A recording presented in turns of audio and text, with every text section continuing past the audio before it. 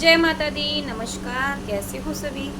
आशा करती हूँ सभी अच्छे होंगे, खुश होंगे और स्वस्थ होंगे। माता काली, बाबा भैरवनाथ की कृपा आप सभी पर सदैव बनी रहे। माँ आप सभी के अंधन के भंडारे भरती रहे। आप सभी हमेशा खुश रहें और परिवार सहित व्यस्त रहें, यही मेरी कामना है। आज का जो मेरा विषय है वो ये है कि कुंडलानी शक्ति एकदम ऊपर उठते हुए फिर नीचे क्यों आ जाती है और दिव्य दृष्टि क्यों नहीं खुलती। क्यों दिव्य दृष्टि हमारी खुलते खुलते रह जाती है, दिव्य दृष्टि खुलते खुलते रुकावटें क्यों आ जाती हैं। साथ के साथ जो कुंडलानी शक्ति हमारी जागृत होती है, उन कुंडलानी शक्तियों में जागृत होते होते रुकावट आ जाती है और स्ट्रॉन्ग क्यों नहीं बन पाता है। क्या गलतियां हम ऐसी कर देते हैं अपने पूजा पाठ में जो ऐसा हो जाता है हमारे साथ। कई बार लोगों के साथ क्या होता है कि उनकी दिव्य दृष्टि खुल तो चुकी होती है, प्रॉपर यहाँ पर आपके जो आज्ञा चक्र पर है यहाँ पर दबाव पड़ता है, प्रेशर पड़ता है, दर्द होता है मीठा मीठा, लेकिन फिर भी हम समझ नहीं पाते हैं कि हमारी दिव्य दृष्टि खुली है या नहीं खुली है, क्या अड़चन आ रही है, क्या दिक्कत आ रही है बीच में। तो उसी के बारे में आज मैं संपूर्ण जानकारी यहाँ पर आपको देने वाली हूँ। तो वीडियो को अंत तक पूरा देखिएगा, स्किप बिल्कुल भी मत करिए। अगर स्किप करेंगे तो कौन सा पॉइंट आपसे छूट जाए कुछ नहीं कह सकते। साथ के साथ अगर पहली बार इस चैनल के माध्यम से वीडियोज़ देख रहे हैं तो चैनल को सब्सक्राइब और वीडियो को लाइक, कमेंट, आगे शेयर जरूर कर दीजिए ताकि और भी साधक, साधिका और माता के भक्तों के पास में ये वीडियो पहुंच सके और उनको जानकारी प्राप्त हो सके। तो शुरू करते हैं आज का वीडियो। जब भी हम मंत्र जाप करते हैं, कुंडलानी शक्ति कैसे जागृत होती है, शक्ति किस प्रकार से प्राप्त होती है। अधिकतर बच्चों का प्रश्न होता है शक्ति कैसे प्राप्त करें। तो शक्ति प्राप्त करने के लिए हमको मंत्रों की ऊर्जा चाहिए। जब हमारे पास में मंत्र की ऊर्जा होगी, इस शरीर के, ये शरीर हमारा ठंडा है, इस शरीर को गर्म करना पड़ता है। शरीर गर्म किससे होता है, शरीर की ऊर्जा कैसे बढ़ती है, मंत्रों की ऊर्जा से। जब हम मंत्र जाप करते हैं, मंत्रों की जो ऊर्जा उत्पन्न होती है उससे हमारे शरीर में गर्माहट आती है और उस गर्माहट से हमारी कुंडलानी खुलती है, कुंडलानी शक्ति जागृत होती है। हमारे चक्रों की जो कुंडलानी है ये हमारे मंत्रों की ऊर्जा से खुलती है।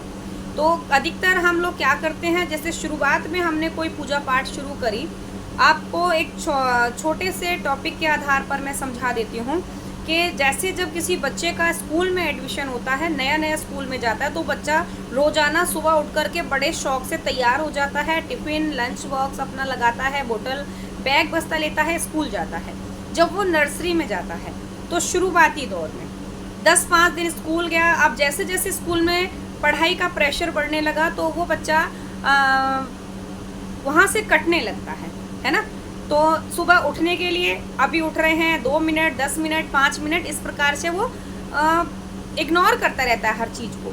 तो उसी प्रकार से हमारी पूजा पाठ में भी जब शुरुआत में हम शुरू में बैठते हैं मंत्र की ऊर्जा लेने के लिए, मंत्र जाप करने के लिए, तो अचानक से हमारी ऊर्जा बहुत तेज़ी से बढ़ती है, बहुत तेज़ी से हमारी ऊर्जा ऊपर जाती है और कुंडलानी शक्ति हमारी एकदम से खुलती है। फिर धीरे धीरे जब उस ऊर्जा को प्राप्त करने जब हम देखते हैं, हमें एहसास नहीं होता कि हमारी ऊर्जा खुल रही है, लेकिन कुंडलानी जागृत होती है क्योंकि हम प्रॉपर तरीके से मंत्र जाप कर रहे हैं, लगातार घंटों बैठे हैं, आप ध्यान कर रहे हैं, मंत्र जाप कर रहे हैं, तो कुंडलिनी खुलती है, शक्ति जागृत होती है। लेकिन हम शुरू के साधक हैं, हमें नहीं मालूम है कि कुंडलानी जागृत होती है तो क्या हमें प्रभाव दिखने को मिलता है, क्या हमारे अंदर बदलाव आते हैं, क्या एक्टिविटीज़ होती है, नहीं मालूम, लेकिन वो चीज़ें होती हैं। हमें लगता है कुछ भी नहीं हो पा रहा, या शरीर में थोड़ा दर्द महसूस होने लगता है, आलस सा आता है, घबराहट, बेचैनी, वोमिटिंग जैसा लोगों को होता है। यही लक्षण होते हैं आपकी शक्ति जागृत होने के। तो इन चीज़ों की क्रियाओं को देखते हुए हम इन मंत्रों को इग्नोर करने लगते हैं, पूजा पाठ से हमारा मन हटने लगता है, तो वहीं हम उसको आगे डिले करते रहते हैं। अभी रुक जाओ, थोड़ी देर बाद करेंगे, अभी चलो आज नहीं, शाम को करेंगे, अब शाम आ गई तो शाम को नहीं, चलो सुबह करेंगे। तो ऐसे करते करते हमारी कुंडलानी फिर से नीचे आ जाती है क्योंकि मंत्र की ऊर्जा खत्म, शक्ति खत्म। अब दूसरी चीज़ ये होती है कि हमारी प्रत्यय, हमारे मस्तिष्क पर यहाँ पर 5 प्रत्यय होती हैं, इनके ऊपर हम मलिनता रख लेते हैं, यहाँ पर मलिनता छा जाती है। वो कैसे छाती है, हमने दूसरे को देखा, उसकी एक्टिविटीज़ को देखा, उसके ओहरे को देखा, उसकी शक्तियों को देखा, उसकी दी हुई पूछाओं को देखा, तो हम कहते हैं अरे ये कितनी अच्छी तरीके से कर लेता है, काश हम भी कर ले। तो हमारे मन में कुछ बातें आती हैं, हम दूसरों को देखकर उसकी तरह अपने अंदर उसको अपने साथ कंपेयर करने लगते हैं। तो इस जगह पर हमारी जो प्रत्यय हैं उन पर मलिनता आने लगती है, क्योंकि गलत विचार हमारे मन में आ रहे हैं कहीं ना कहीं। तो गलत विचारों से ये जो पांचों प्रत्यय हैं ये ढक जाती हैं, इसमें मलिनता आ जाती है। यहाँ हमारी दिव्य दृष्टि दब जाती है, दिव्य दृष्टि जागृत हो रही है, दब जाती है। प्रॉपर तरीके से मंत्र जाप करने के लिए एक स्थिरता बनानी पड़ती है आपको, और स्थिरता आपकी इस प्रकार से नहीं बनती है कि आपने मंत्र विधि करी है, मंत्र जाप किया तो आपकी स्थिरता नहीं बन रही। मैं मानती हूँ कहना आसान होता है, करना बहुत मुश्किल होता है।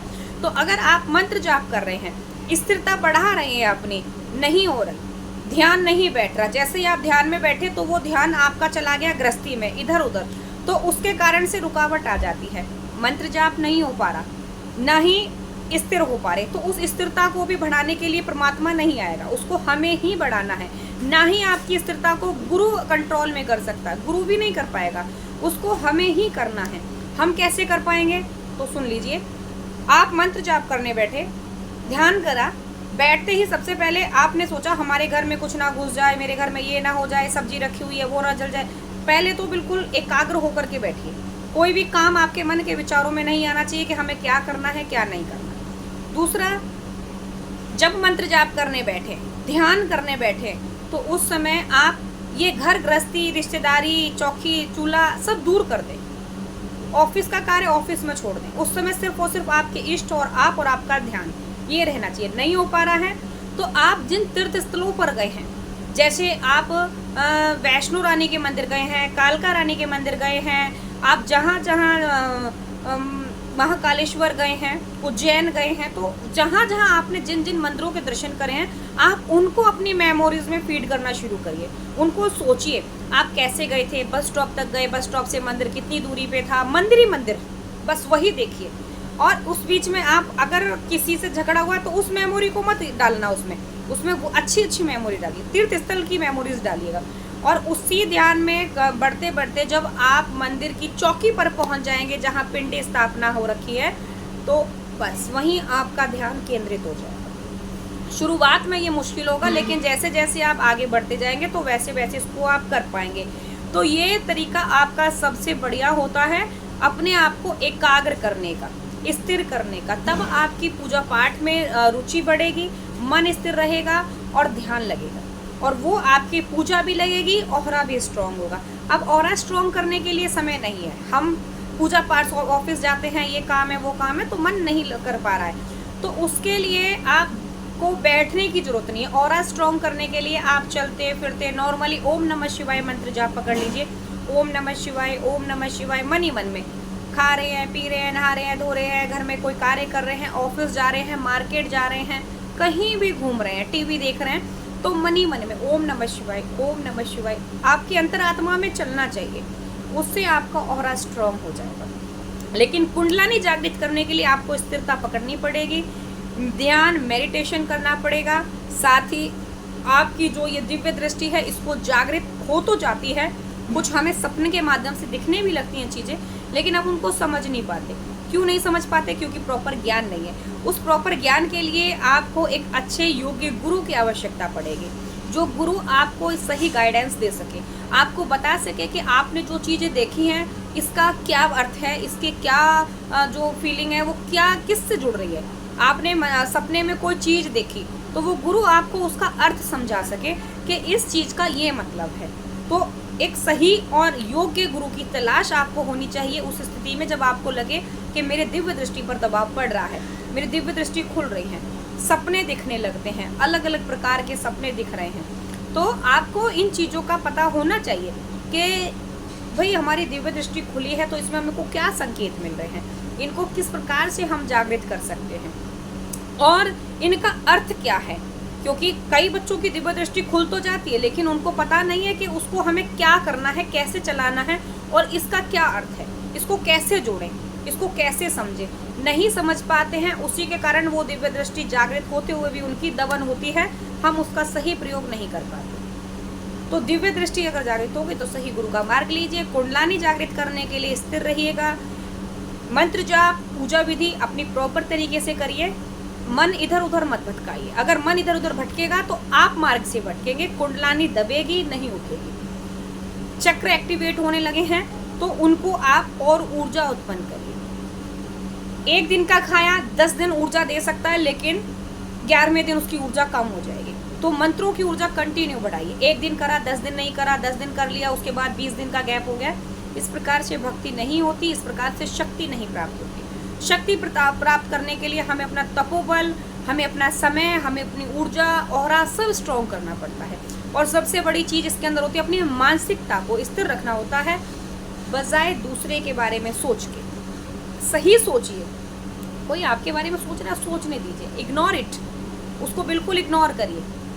अपने ध्यान में लाइए मत कोई क्या कह रहा है। जो कह रहा है उसको भगवान देखेगा, परमात्मा देखेगा, आपको नहीं देखना। ठीक है, तो आशा करती हूँ इस वीडियो के माध्यम से आपको और जानकारी प्राप्त हुई होगी और कुछ ना कुछ आपके लायक होगी। और आगे भी ऐसी जानकारी को प्राप्त करने के लिए वीडियो को लाइक, कमेंट, शेयर और चैनल को सब्सक्राइब करना ना भूलिए। मिलती हूँ आपसे नेक्स्ट वीडियो में ऐसी और अधिक जानकारी के साथ। तब तक के लिए सभी को जय माँ काली, हर हर महादेव।